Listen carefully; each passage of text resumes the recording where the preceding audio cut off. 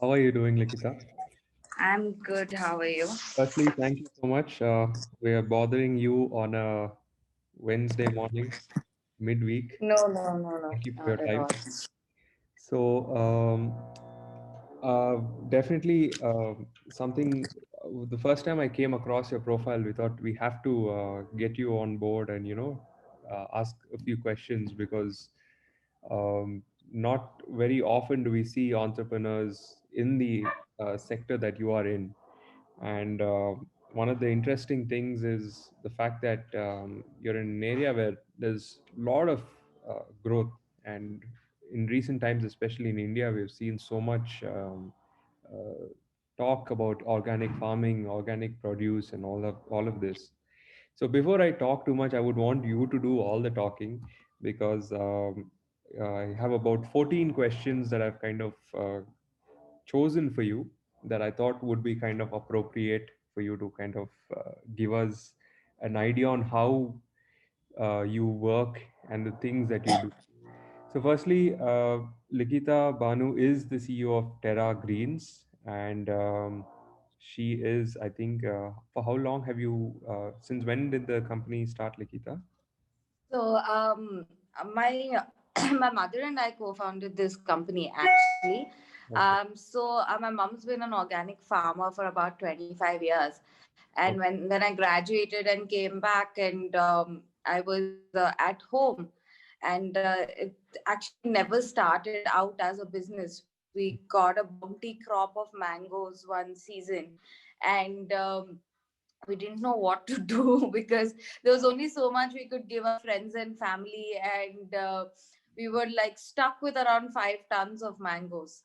So we thought that, at that particular year, we were shopping at a supermarket near my house, and we asked that manager that, would you want to take mangoes? They're organic, we don't use any chemicals and pesticides or any fertilizers. And he was like, okay, sure. And that's how Terra Greens came about to be. And that year we got like a lot of positive response for the produce. And then what better way than like make my mom's passion into a business. And also for me, I was about 22 when this started. It was more like I didn't like my sister and I were so tired of eating everything that my mom was producing. We were only glad that we could like give some away so that we could have a meal outside, because it was more like she would scream at us like, no restaurant food, because my beans are coming in or my brinjals are coming in. So it started off like that. And once we got into the business, and once we started engaging, I think we started working with a lot of farmers. The first thing we did was to strengthen our supply chain, because back in 2012 people didn't even know what organic meant. So it was more like we had to educate people. We had to tell them that when we spoke to farmers, they didn't know agriculture could be done without using fertilizers and pesticides. Um, so that's how the journey kind of came about to be. So I call myself the accidental entrepreneur. I didn't know what I was signing up for. So I think, yeah, that's how it kind of started out. I think it's turned out pretty well because you didn't think about it as a business, but then later on you definitely identified the scope of the organic farming, and then you made the most out of it.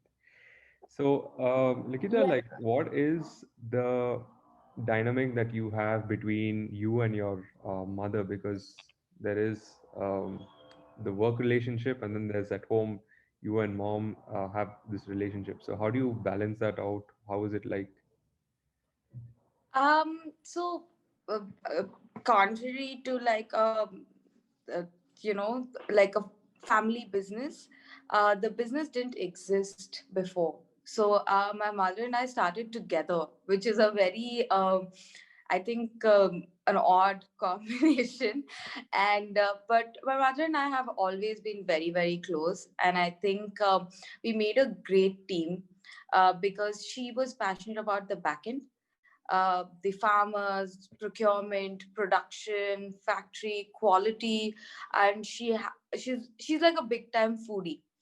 And so she would like she loves like sourcing things from places where they're grown best, and that's where her passion lies. And I love supermarkets. I love retail, marketing, business development, sales. So at the market front drew me, and the production was her passion. So we always functioned like that, that she was the back end and I was the front end. And we from day one had clear cut roles. And like I said, she and I have always been close. We understand each other very well. And the fact that we could have different departments and then merge it together, I think it worked for us. Also, I'm like a little bit more aggressive, she's a little bit calm, so it works in our favor. Sometimes I want like an older person to talk to someone, she's always there. uh, so that way I think we both managed. She retired last year, and then I took up the business. But now I asked her to come back in to help me again with procurement and production. So she's managing a bit of procurement certifications and production, which she's passionate about, and I manage the rest of the So, organization. I feel both of you complement each other really well because often in business, that's the key thing. If you are able to find the person who can take care of the things that you can't, and I think you've been great at doing it with your mom. Because I'm saying this because um, it's usually there's what we call the generation gap, and though you, like you said earlier, that sometimes you are more aggressive and the older generation is a little more conventional in their outlook towards business, but end of the day I feel it really balances out pretty well. Very And open channel of communication, because we both are first time yeah, entrepreneurs. It was like we both were falling flat on our faces all the time. So I think we have that that in common between us. yeah. And so how is Terra Greens like different, or what would you say would be something that would set you apart from other organic farming companies? So I say we kind of started when, the market itself was so nascent. Usually when companies start off in the FMCG space, they either do the marketing, the production, or the packaging manufacturing. Usually they tie up with other companies which are already established, or if they're coming up with a new product, they would, not invest in manufacturing but invest in marketing. But since organic as a field itself was so nascent when we started, that we had to do the entire supply chain. So right from production to retail, we had to build it. So I think how we are different, and there are a few very big companies also who are like us, is that we've built the supply chain. So we work with about 12,000 farmers on the back end who we train, support, then we procure from them and process it. So we have three processing units who we have tied up with. Then we get it to our facility and we package at our facility. Then we distribute and sell through all channels of trade. Last year we opened our own retail stores in Hyderabad called Green Station. So we are in retail as well. So when I have to describe Terra Greens as a company, I describe it as a supply chain company, because we are there throughout the supply chain. So if you need bulk organic food, you can come to us. If you need it to be packaged, you can come to us. If you need it in my packet, you can come to us. If you want to buy it off the shelf also, you can come. And that was the need of the hour back in 2012, 13, because we didn't know if the produce was organic, if we were buying it from the market. We didn't know where to package, because unlike the conventional supply chain, organic supply chain needs to be certified, and every we need to prove 100% traceability to the farmer. And all that was not developed enough. It was so fragmented that we had to do everything. And I think, I don't know, for good or for bad, we are doing everything now. So I think that's how we stand out. That's interesting because I never thought about it until you told me that you look at it as a supply chain company, because Yeah. essentially you're looking at right from the farmer till it goes to the consumer, that is the stores. And just talking about consumers, I would kind of want to understand what do you think would bring about more awareness with consuming organic products in India? Because um, do you think that consumers are aware, and what do you think needs to be done in terms of increasing that? Like I said, when we started out, the consumer awareness was just not there.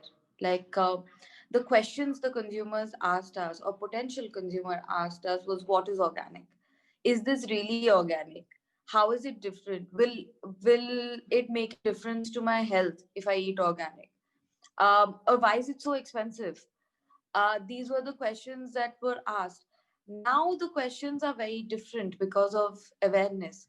So, like throughout the years, as many other brands, the government, social media has, created that kind of awareness where the consumer now at least knows what organic is, or what it takes to actually produce organic food. How is it sustainable? How is it better for you? All these questions have been answered. And the questions we get today are like, is this genuine? Or what is the supply chain like? Where is it coming from? Which part of the country is it coming from? What quality of produce is this? So this kind of questions come about. And I think, any business or any product that we put out there, we have to show value to the customer. They will give you 1 rupee or even like a crore of rupees based on the value they see in your product. And uh, when you create value, at least in our field, it is through awareness. We have to tell them constantly why it is better, or why is it good, or why is it expensive, or when they're paying you that 10 rupees extra, in what way are they gaining, or the planet gaining, or the farmer gaining? That level of transparency or communication channel that we have to build with them, I think that will bring about change in consumer behavior. And it has. Even COVID, for example, um, worldwide, a certain level of awareness has come about for health, eating well, immunity, sanitation, hygiene. Suddenly everybody is talking about all these things. And things like how to wash your hands, that is also awareness. And it has come about because of a certain like global pandemic that has come, that has affected all of us. But yes, I think change has come in every way, on how they think. And they finally are asking themselves the right questions, like what am I eating? Am I exercising? Am I fit? Instead of thinking, am I thin, or Uh, do I look good? They're asking themselves, do I feel good? Do I feel strong? I think that's important conversation. Yeah, I mean, I feel earlier people never used to have those questions or never used to think about it, but now everyone's like really questioning where's the food on my plate coming from, and I think it's a Yeah. good direction in which we're going. But do you think like is there a possibility that India as a nation, like we can all at some point in the future go organic, and yeah, do you see that happening? This question actually is a very debatable question, Ajit. And that my answer to that is always that, organic farming, when you define it, my favorite definition of organic farming is that food produced using traditional knowledge coupled with modern technology. We are When we talk about food security as an issue, yes, of course, organic farming has lower yield, and that, like everybody eating organic food is a very distant dream, because conversion, food security, storage, everything is like it has to be developed, right? But we have so much technology today, unlike the days before green revolution. We have so much technology. We don't use we can use so many mechanical ways of pest control. We can use so much data analysis to ensure that yield comes through. Storage options are so well developed today. So I think, though right now in 2020 it still might feel like it's not going to happen, but being sustainable processes in agriculture, sustainable processes in storage, responsible consumerism, I think these are the things that we have to adopt because we don't have a choice. And taking care of the planet, taking care of ourselves and our communities has become so necessary now, which again the global pandemic has taught us that it is the need of the hour, right? So yeah, I think slowly, steadily it will get there. And people don't eat organic food because it's expensive. Yeah. I think if it was as affordable as normal food, people, like, it's a no-brainer. Nobody would go and eat conventional produce. But like, is the process, how difficult is the process? Like, let's say, like compared to like the traditional farming, is it more intensive or? It's not. It's just that uh, like the plant itself requires certain inputs during agriculture, and when you give the inputs on time and you take care of the plant, there is no need for us to like artificially increase yield or artificially control pest. Only thing is that yes, after the yield gets affected because when you use fertilizers and pesticides, there's a certain spike in the yield. But studies have shown that when you use chemical fertilizers and pesticides over a period of time, the soil loses its capacity to recoup by itself. The soil has its own capacity, right, to recoup all the nutrients by itself if you leave it barren, or there's a certain time where you have like intercropping when you can get the nitrogen fixing and all. I don't want to get too technical, but yes, there's a way that soil can recoup. So when you keep inducing artificial ways of increasing the nutrients, then that ability is lost. So over a period of time, the land is becomes unfit for agriculture. Okay.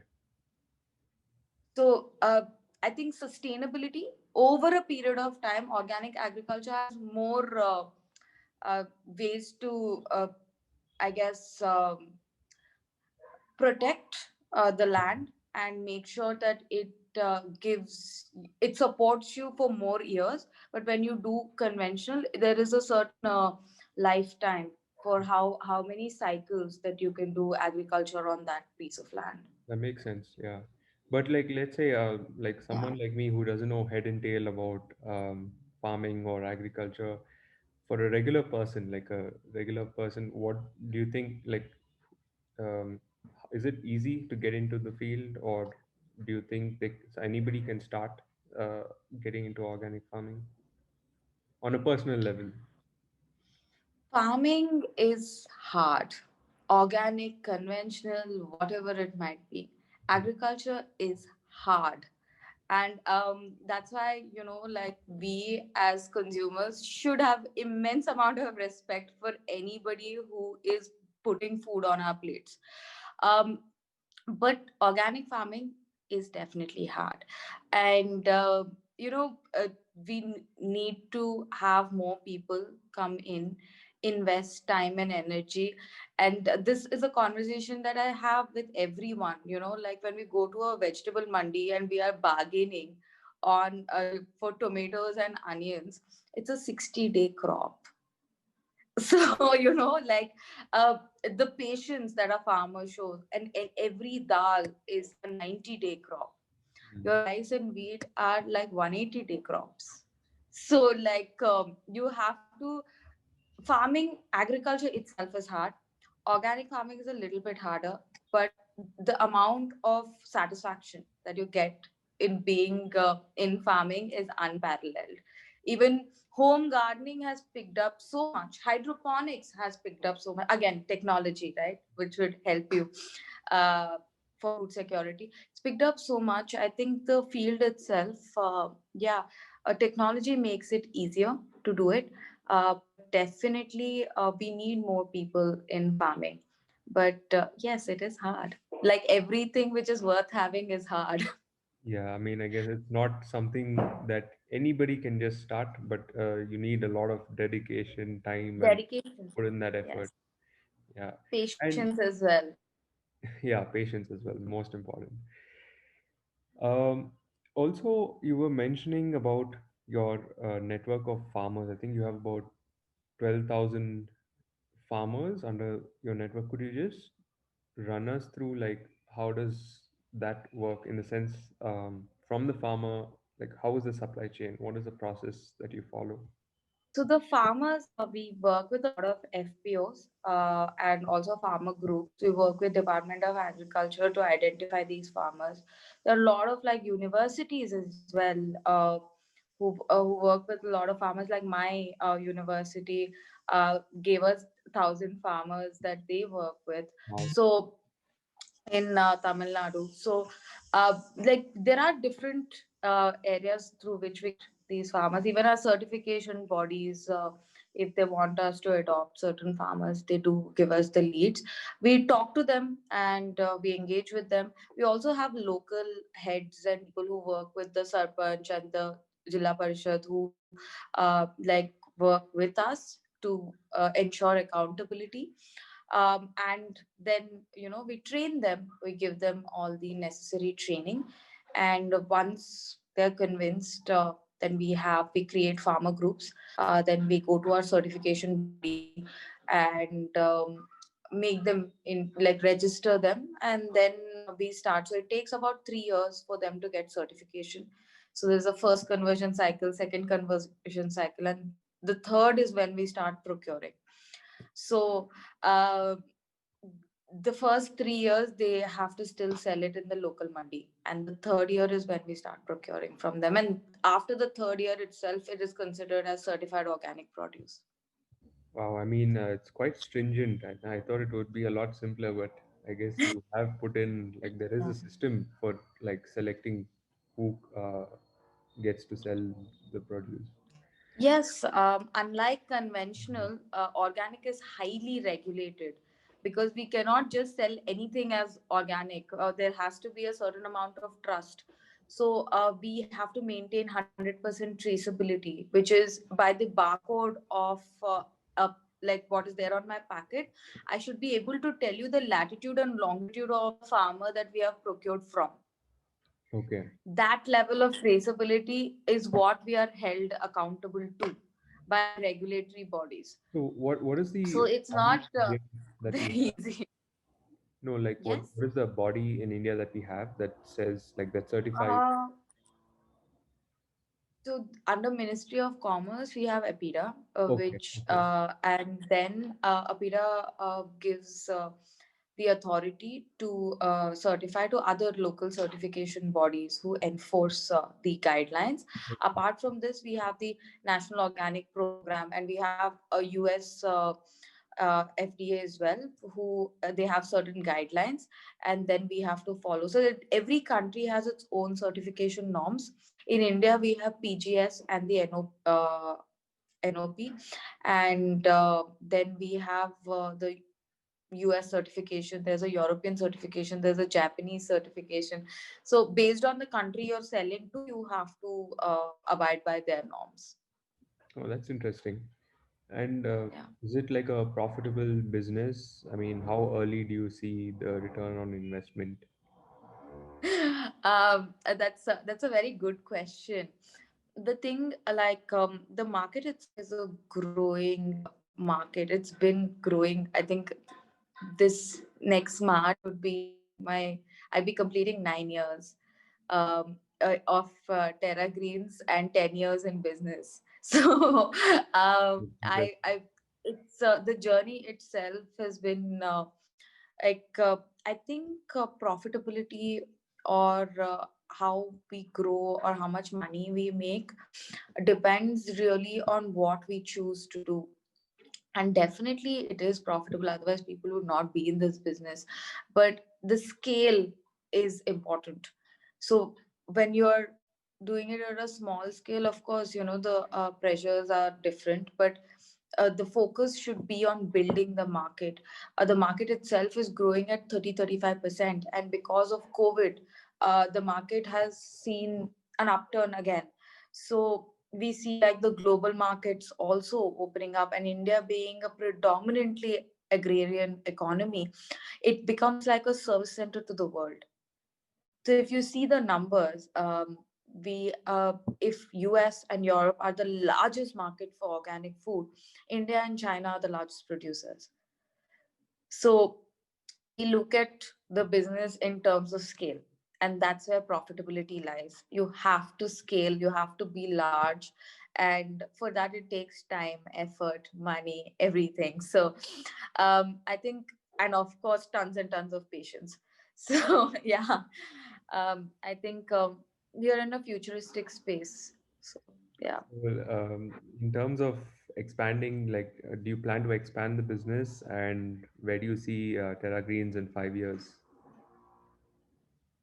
Like I said, we are a supply chain company. I see myself servicing the need of every customer of ours, whether it's a trader, whether it's a company, whether it's an other brand, or my retailers or my end consumers. So I feel that we started off because we had a need of the farmer, but now we need to create a market for every part of my supply chain, whether it's my farmer, whether it's my processing units, whether it's my packaging units, my distributors, and my retailers. So that's something that I look at going forward, that the market has to develop for each of them.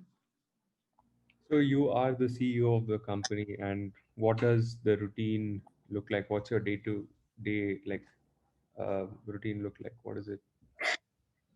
I think because I started off on this journey, and this is my first job, and I'm still doing my first job, um, is that I'm actually I have come to be comfortable with being uncomfortable, and I think I have chaos, and I'm just calm in chaos.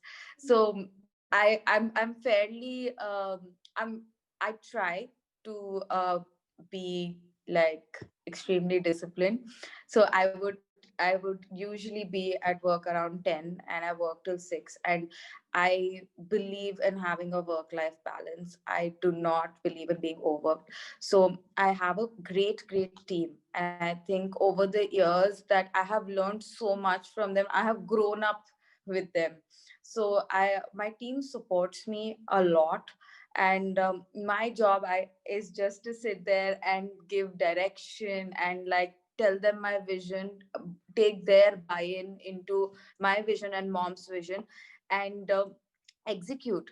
And the execution always lies with them. So that's how I function, and that's my strength as well, because like operationally I rely on so many people, and they support me in building and tying things together. My day is fairly normal. I'm on call and phone. I think 24 hours.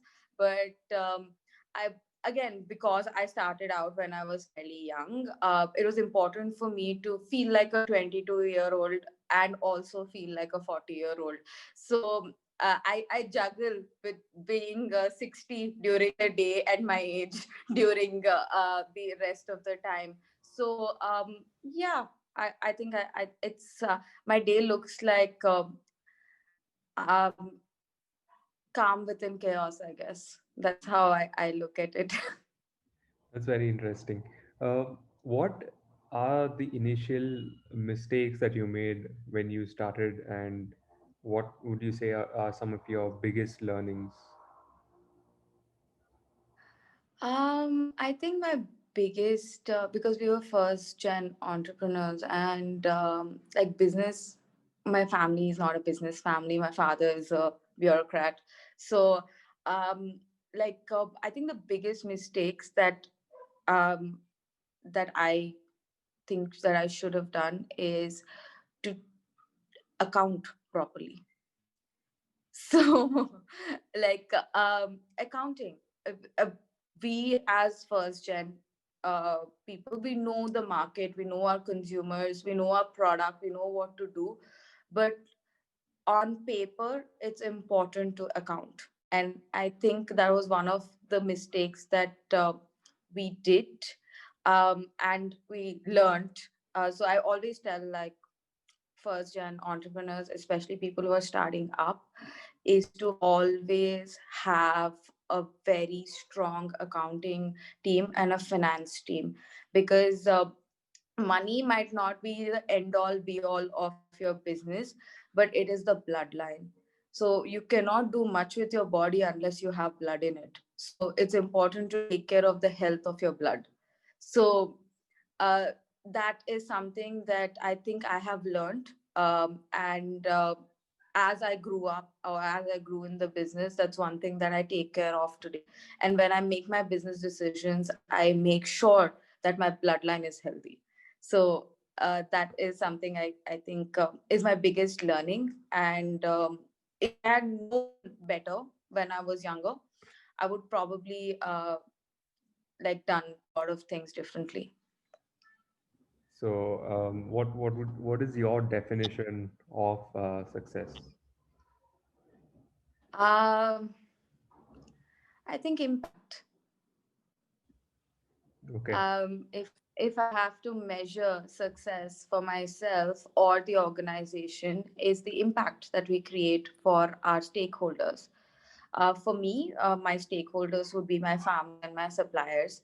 The stakeholders in my organization, that's my employees and my workers, and my customers, my consumers. What impact am I creating for them and for the planet and communities? So for me, definition of success is how we create impact for every stakeholder for the organization and myself. I think, yeah. And what does failure mean to you? Failure is definitely learning. I think uh, in fact, failure is success because the only thing is that we need to fail fast and we need to fail cheap. That's that's the only thing. But apart from that, failure is just it's life. I don't think of failure as a big deal. If I have failed today, that means I have learned something today, which is a good day. So that's fine. And I have one last question. That is, what would be the best advice that you could give, like, let's say, entrepreneurs or people who aspire to become entrepreneurs? I think it is to have focus and have patience. You should definitely have focus on what you want and what you want to do, and have patience and the perseverance to learn and to do what you want. It's not easy. Nothing in life is easy, leave alone entrepreneurship. But entrepreneurship specifically requires you to have focus and patience. If you you have to be the last man standing. Most successful entrepreneurs have been the last man standing. Yeah. So it's important to stand. And it's hard to stand because there's so many storms, there's so many blows that you have to take, but you just need to stand. I think breathe and stand. So um, I guess that would be my only advice. I'm also still learning. I don't think of. I think there's so much more to do, but yeah, things that have helped to have focus and to be patient. No, I definitely think that's some valuable advice. Uh, Firstly, thank you again for joining us, being part of this very informative session. It was my pleasure. And we look forward at some point, hopefully, when you plan to visit Bangalore, we can meet in person, and you can. There Definitely. are a lot of students who are interested in this space, and you could probably guide them. Thank you so much, Thank Likitha. you. Thank you so much, Arjit. Thank you.